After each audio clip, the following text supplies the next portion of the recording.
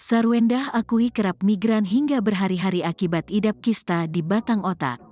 Berita terkini artis, Sarwendah mengaku kerap merasakan migran hingga berhari-hari akibat mengidap kista di batang otak. Diketahui sebelumnya, istri Ruben Onsu, Sarwendah sempat mengeluhkan sakit di bagian kepalanya sejak tahun 2017. Kemudian Sarwendah diketahui memiliki kista di bagian batang otaknya. Dikutip dari tribunnews.com dari tutup TRANS7 Official, Sabtu, tanggal 29 April tahun 2023, Sarwendah menceritakan perkembangan penyakit kista di batang otak yang ia derita.